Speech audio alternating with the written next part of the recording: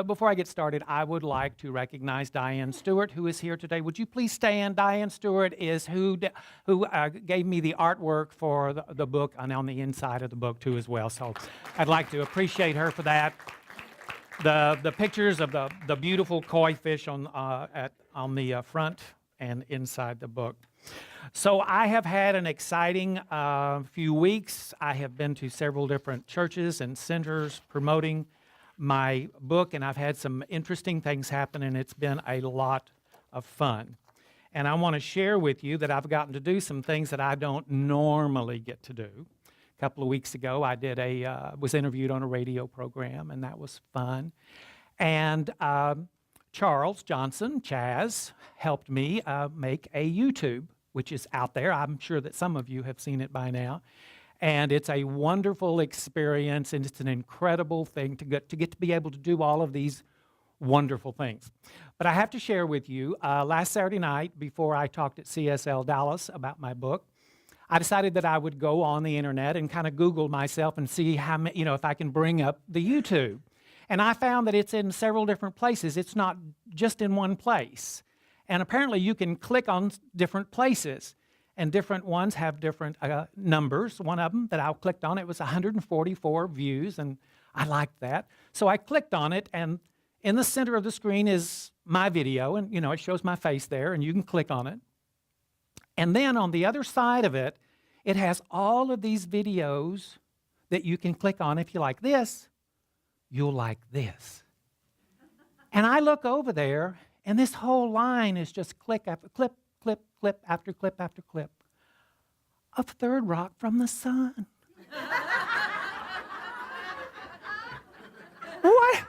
What is that all about? Third Rock from the Sun. The aliens come to Earth, and they just don't quite get how we live our lives. And of course, they're trapped in physical bodies, but they're from somewhere else. And they're trying so hard to understand life and the people and why they do things. And I got to thinking about that, and that's not really so far-fetched. That's not really so far-fetched. Those of us that are on the spiritual path that know that we are more than our bodies and more than our conditions, that's not such a far stretch, is it? Trying to figure out this thing of a life and how do we live it, what all we do, how we create things, and how we can screw things up. This morning, I want to bring up the idea of love in Hebrew. So we have this slide here. Say that with me, ahava. And that is the deeper sense of love. It's the greater sense of love in the Hebrew language. And there are many, many layers to what it means. There is raya, which is that friendly kind of love. And there is dode, for those of you who read the Bible, dode is that sexual, sensual kind of love. And then there's hava. Now, the two meanings that I want to bring up this morning for ahava is one, the major meaning is love, and the other is to give. To give love, if you want to put those two together, to give love. So what happens when we give love? Giving love is how we participate in loving our neighbors, in loving the people that we don't know.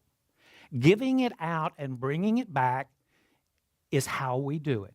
If we don't give, then there's a disconnect. Disconnect is where all of the feelings that we can have or that others can have about judgment, blame, guilt, dislike, distrust, hate. Hate is just love not expressed. Hate is a symptom, and love is the cure. Those of you who are on a spiritual path, you're going to know what I mean when I say there is an ache in me. There is an ache inside of me that I don't particularly feel here this morning with you. But when I'm out in the world, I can feel that ache.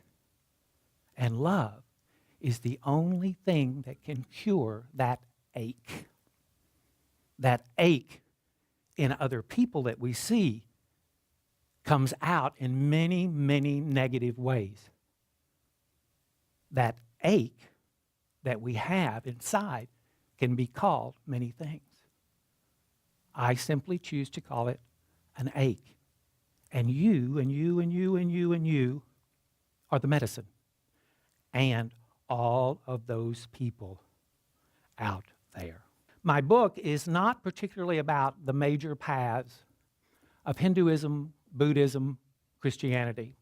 It's about the paths that we can take in our lives for an afternoon, a day, a week, a month, or all of our lives. So I want to start you off on a path this morning that you can do today. You can end it this afternoon.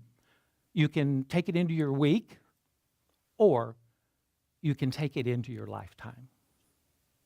I'd like for you just to look at your neighbor. And if there's not somebody sitting beside you, you can just look at me. And if you will, look at your neighbor and repeat after me. We are destined to love. Now, that wasn't so hard, was it? No. Okay, so let's take that a step deeper. This time, I'd like for you to either look behind you or in front of you. Maybe it's somebody you don't know or don't know very well, and just get somebody locked in your eyesight. And if you can't lock anybody into your eyesight, you can just go ahead and look at me, but look at someone else now. Now, let's say that again. We are destined to love. Now, that second time, it wasn't quite so easy, was it? You maybe felt a little funny, maybe felt a little hesitant, because we've got love wrapped up in so many other things other than the love that we were born with. The love that we were born with recognizes itself. The love that we were born with doesn't need an excuse to happen. Our job is to ahava.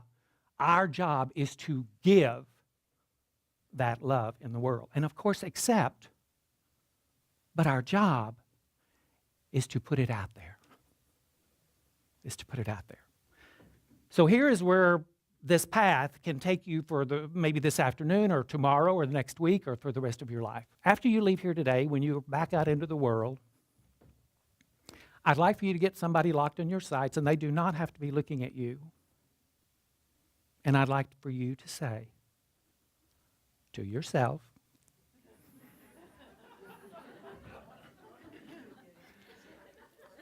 the only difference between thought and spoken word is vibration. Say to yourself, we are destined to love. Now, something's going to happen. This is where your path, this path that I'm sending you out on, this is where it can take a turn. This is where it can open up to a multitude of many, many things. You may feel negative about that. You may feel strange about that. You may feel judgment. You may be thinking to yourself, how can I love that person when they're fat? How can I love that person if they're bald? You may, all kinds of things may go on inside your mind. How can I love that person if they're a different skin color or a different nationality? What's going on inside me? There's your work. There's your work to work on that, whatever it is, if it is a negative response. See, I believe that negative things are meant to, on a path, negative things are meant to be healed, and positive things are meant to be grown. So what if you look at someone and you say, we are destined to love, and you really get it, you really understand it? There's where your path can take a different turn. You recognize it in you, you realize that you have it, and then you go out and you do it. You start volunteering, you start taking this practice of telling a total stranger, even if it is in your own mind, we are destined to love. Because we are born from love, and we will return to love at some point. And our spiritual paths reveal to us love. And by path, I mean the conscious awareness of who you are, that you are both human and divine. In religious science, we will tell you that there is only one mind, and that we're all connected with that one mind, and that everything that is known in one mind is known everywhere in mind. We can intellectually understand that, but, there's always this them and us thing.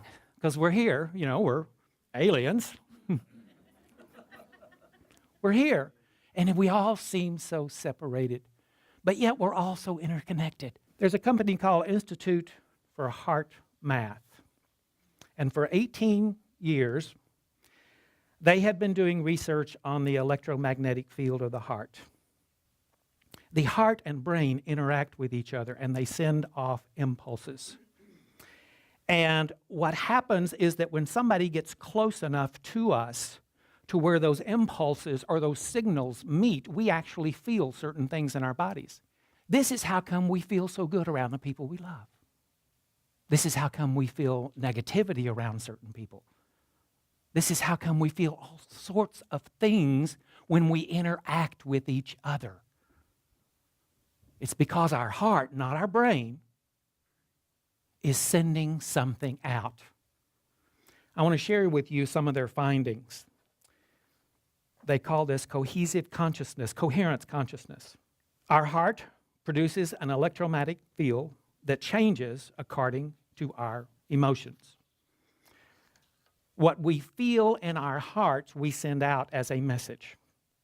The heart's magnetic field can be measured up to several feet away from our bodies. Positive minds, of course, create psychological benefits, and negative ones, of course, tear them down. The heart has a system of neurons that are both short and long-term memory, and they can affect our emotional experiences. In fetal development, the heart forms and starts beating before the brain is developed. A mother's brain wave can synchronize to her mother's heartbeat, or to her baby's heartbeat. And the heart sends out more information than the brain does. The universe is rigged in our favor. If we can get close to someone, if we're standing in some proximity of someone else and we have good thoughts, good feelings, good beliefs, we're actually sending that to them. And of course, the same works with negativity.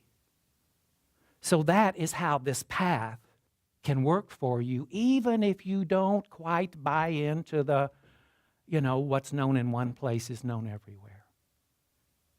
Physically, you are sending out a message, and you build that message through your identity of your true self.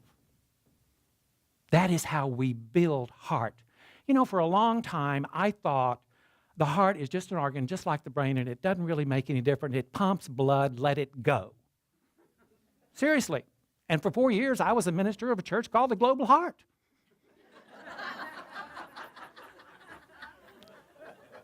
I would not let people bring in big red hearts for advertising. That the very last, before my church closed, I did give our board some red hearts. But I've always kind of thought, well, it's just something that pumps blood. Well, let me tell you, it pumps love. It pumps love with every beat of it. And that is what we were created from, is love. And we can send that love out into the world. Ahava, to give love. So I want to set you all on that path this morning and see where it leads you. You will be drawn to someone while you are standing in a line. You will be drawn to look at them and consciously think to yourself, we are destined to love. It does not matter who they are. We're destined to love. And I'd like to share this with you from my book in closing. This is the first poem in the book. It's called That Crazy Moon. If we pressed our hearts together, the sun would melt like butter and beams of light would flow into darkness everywhere.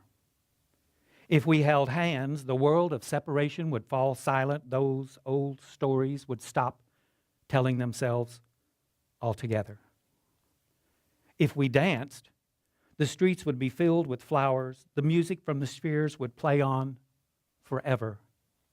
If we kissed, the sky would burst into light 1,000 times, stars racing across a sea of blue. How fantastic. because we are destined to love, it's time to stop standing alone. And so, here we are, you and I. Now, if that crazy moon would just show us its rings, I would buy one for you.